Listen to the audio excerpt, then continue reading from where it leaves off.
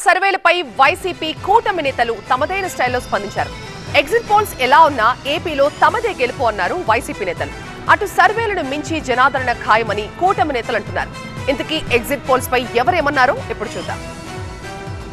ఈ exit polls ఎవరైతే సీరియస్గా అంటే ఇక్కడ స్టేట్ ఓరియంటేషన్తో మన రాష్ట్రం కానీ ఇక్కడ మాత్రమే ఫీల్డ్లో ఉండి ఇక్కడ రెప్యూటెడ్ సంస్థలుగా ఉన్న వాళ్ళు చేసిన వాటిలో పాజిటివ్ ట్రెండ్ అయితే కనిపిస్తుంది వైఎస్ఆర్ కాంగ్రెస్.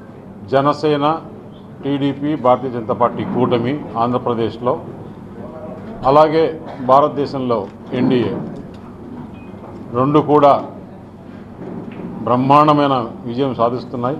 భారతదేశంలో క్రెడిబిలిటీ ఉన్న ఆల్ ఎగ్జిట్ పోల్స్ ఎక్కడ కూడా తేడా లేకుండా అవే చెప్తున్నాయి. దేశవ్యాప్తంగా ఏ విధంగా ఉన్నాయో ప్రజలందరూ గమనిస్తున్నారు. మనం వాటిని ఫాలో అవ్వాల్సిన అవసరం లేదు.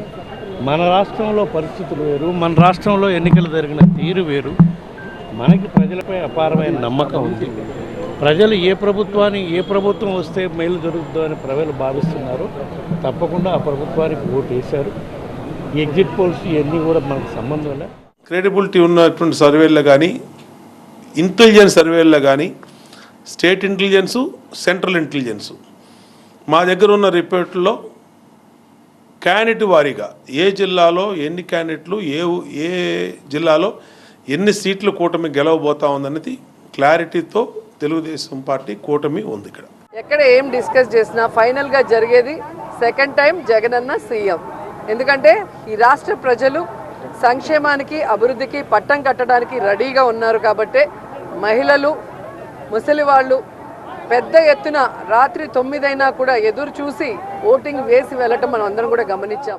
ఇవాళ 21 సంస్థలు ఎగ్జిట్ పోల్ ఫలితాలు ఇస్తే 18 సంస్థలు భారీ మెజారిటీతో తెలుగుదేశం, జనసేన, భారతీయ జనతా పార్టీ అధికారంలోకి రాబోతున్నాయని ఇవాళ సర్వేలు చెప్తున్నాయి. అసలు వాళ్ళు ఇచ్చిన సర్వేలను మించి ఈ కూటమికి జనాదరణ రాబోతుంది.